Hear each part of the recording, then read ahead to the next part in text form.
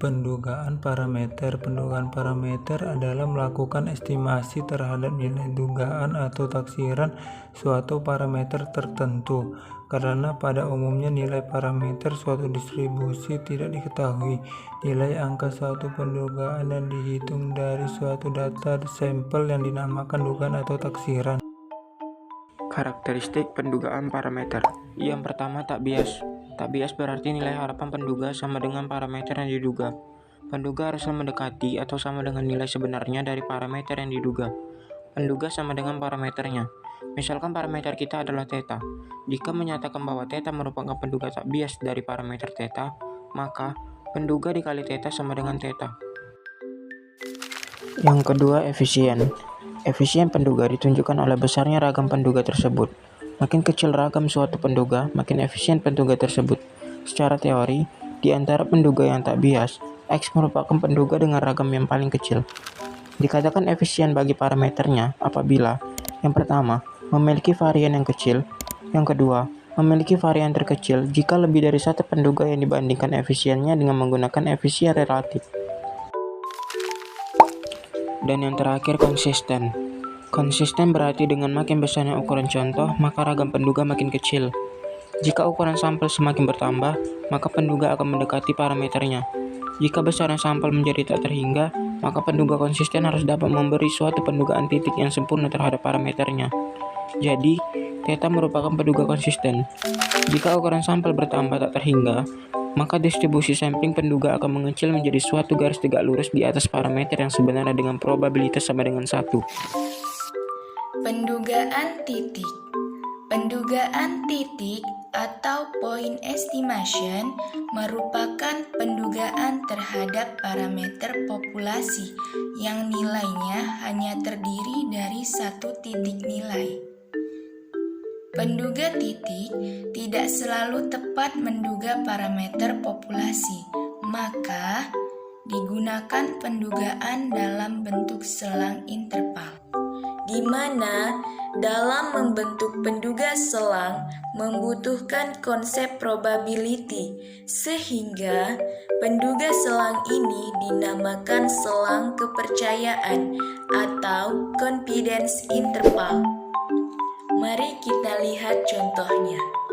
Dari kelas E manajemen pagi diambil 7 sampel untuk menduga rata-rata berat badan.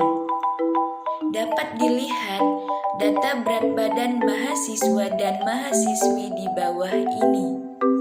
Dea Amanda dengan berat badan 50 kg, Dea Nirwana dengan berat badan 48 kg, Nanda Widyasari dengan berat badan 48 kg, Muhammad Farhan dengan berat badan 60 kg, Ripi Hamdani Lubis dengan berat badan 55 kg, Ririn Fitria Dewi dengan berat badan 48 kg, dan yang terakhir Yuni Nurdini dengan berat badan 52 kg.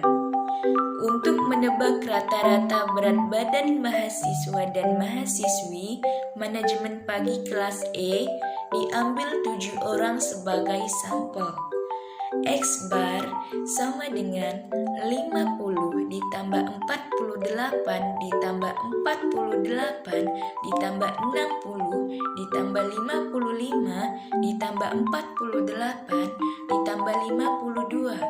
Lalu dibagi dengan 7, hasilnya 51,57. Maka dugaan rata-rata berat badan mahasiswa dan mahasiswi manajemen pagi kelas E adalah 51,57 kg. Pendugaan interval. Pendugaan interval adalah suatu pendugaan terhadap parameter berdasarkan suatu interval. Di dalam interval mana kita harapkan dengan keyakinan terhadap parameter itu akan terletak. Hasil dari pendugaan interval ini diharapkan akan lebih objektif. Pendugaan interval memberikan nilai interval, bukan nilai tunggal. Pendugaan yang mempunyai dua nilai sebagai pembatas atau daerah pembatas. Yang pertama, mu sama dengan x bar plus minus za per 2 kali sigma per akar n jika sigma diketahui. Yang kedua, mu sama dengan x bar plus minus za per 2 kali sigma per akar n jika sigma tidak diketahui dan n lebih besar daripada 30. Yang ketiga, mu sama dengan x bar plus minus za per 2 kali sigma per akar n jika sigma tidak diketahui dan n lebih kecil dari 30. Pendugaan interval atau interval keyakinan atau interval kepercayaan atau confidence limit dirumuskan sebagai berikut. P buka kurung ST dikurang Z A per 2 dikali sigma per akar N lebih besar R lebih besar ST tambah Z A per 2 dikali sigma per akar N tutup kurung sama dengan 1 dikurang A, di mana ST sama dengan pendugaan atau statistik sampel, sigma atau akar N deviasi standar distribusi sampling rata-rata. Apabila sigma deviasi standar populasi tidak diketahui, maka gunakan S sama dengan deviasi standar sampel. Z A per 2 sama dengan koefisien yang sesuai dengan interval keyakinan yang digunakan dalam pendugaan interval dan nilainya diberikan dalam tabel luas daerah kurva normal. A sama dengan tingkat nyata atau level of significance dan 1 kurang A adalah interval keyakinan. Jenis-jenis pendugaan interval terbagi menjadi 4. A. Pendugaan rata-rata, B. Pendugaan proporsi, C. Pendugaan selisih rata-rata, D. Pendugaan selisih proporsi. A. Pendugaan rata-rata. Di dalam pendugaan rata-rata terdapat 3 rumus dengan syarat tertentu, yakni sebagai berikut.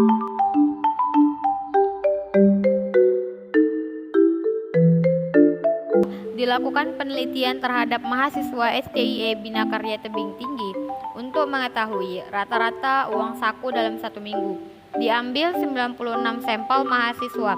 Dari 96 sampel mahasiswa tersebut diketahui rata-rata uang saku 1 minggu adalah 500.000 dengan standar defisiasi 100.000. Dengan interval keyakinannya 95%. Buatlah pendugaan interval rata-rata uang saku mahasiswa secara keseluruhan. Penyelesaian diketahui jumlah sampel 96, X bar 500.000 dan sigma 100.000. Maka yang pertama kita cari itu Z alpha per 2 nya dengan cara 1 dikurang alpha dikali 100% sama dengan 95%, maka 1 dikurang alpha sama dengan 95 per 100, alpha sama dengan 100 per 100 dikurang 95 per 100 sama dengan 5 per 100 sama dengan 0,05, baru kita bagi 2 sama dengan 0,025, maka Z alpha per 2 0,025 sama dengan 1,96. Maka selang kepercayaan 95% untuk mu adalah, maka disimpulkan dengan tingkat keyakinan 95% interval rata-rata uang saku mahasiswa jurusan manajemen adalah 479.995.000 sampai dengan 524 rupiah per bulan. B. Pendugaan proporsi. Di dalam kata proporsi menunjukkan proporsi dari suatu bagian atau unsur-unsur dari suatu bagian. Proporsi menunjukkan jumlah bagian tertentu dari kelompok. Rumus dari pendugaan proporsi yaitu sebagai berikut.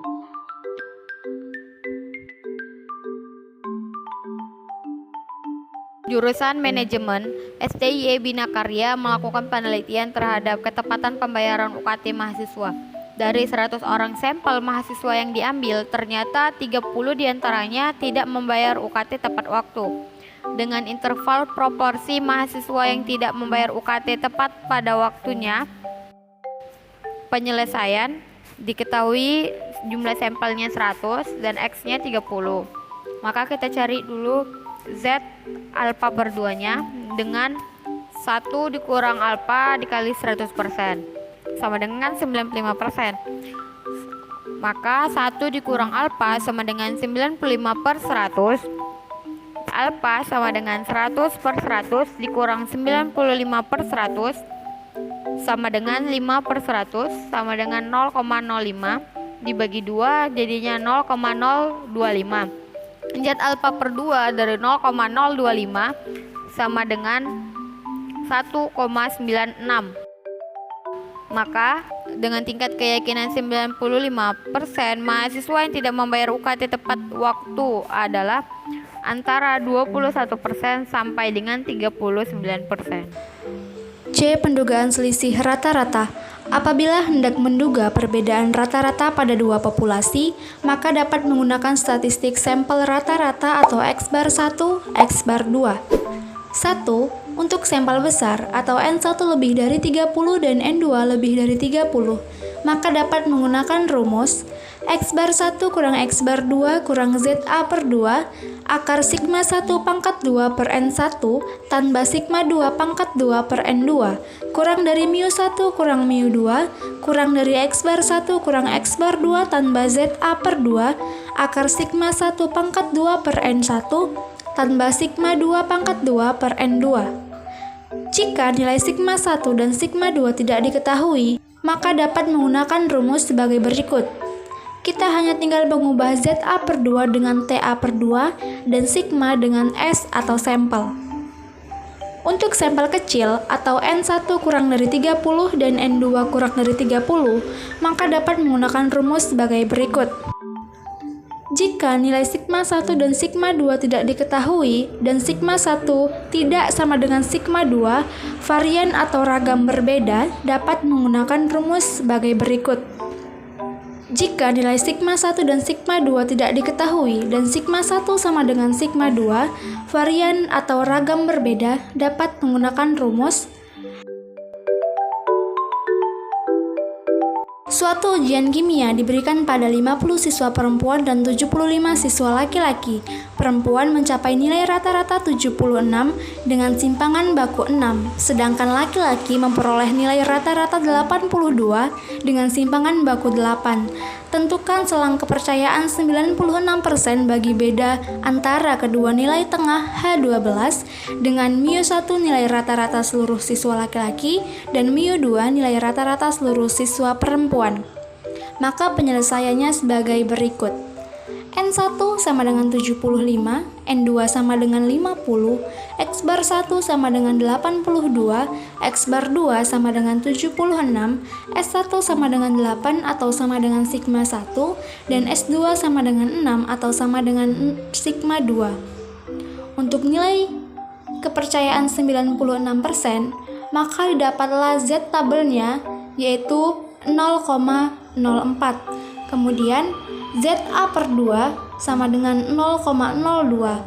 Setelah dilihat pada tabel Z, maka didapatlah nilai 2,055. Selang kepercayaan 96% untuk mu1 kurang mu2 adalah 82 kurang 76 kurang 2,055 kali akar 64 per 75 tambah 36 per 50 kurang dari mu1 kurang mu2 kurang dari 82 kurang 76 tambah 2,055 kali akar 64 per 75 tambah 36 per 50. Maka didapatlah hasilnya 3,42 kurang dari mu1 kurang mu2 kurang dari 8,58. D. Pendugaan selisih proporsi.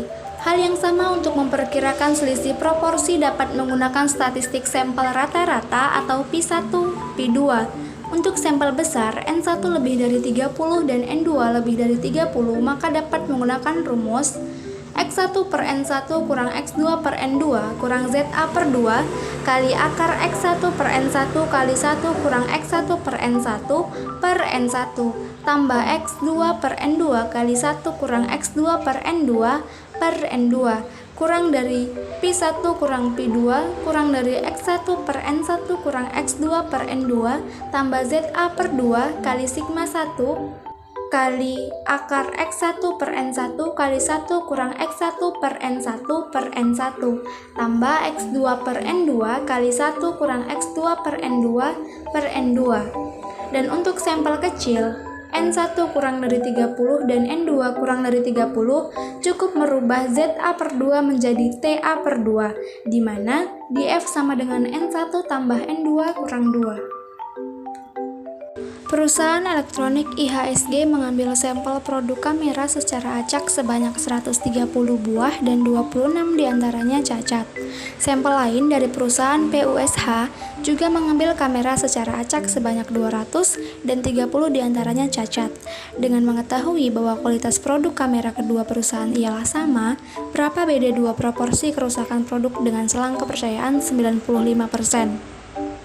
Penyelesaian, N1 sama dengan 130, N2 sama dengan 200, X1 sama dengan 26, X2 sama dengan 30, Z sama dengan 0,05, dan Z tabelnya adalah 0,028 atau sama dengan 1,96.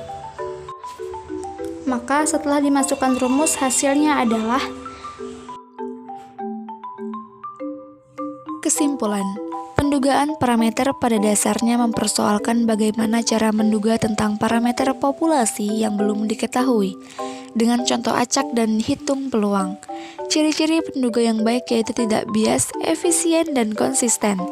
Jenis pendugaan parameter ada dua, yaitu pendugaan titik atau pendugaan data populasi melalui data sampel dengan hanya menyebut satu nilai angka tertentu sebagai estimasi untuk parameter yang tidak diketahui, dan pendugaan interval atau pendugaan yang mempunyai dua nilai sebagai daerah pembatas. Jadi, dugaan dinyatakan dalam suatu interval yang dibatasi oleh dua nilai.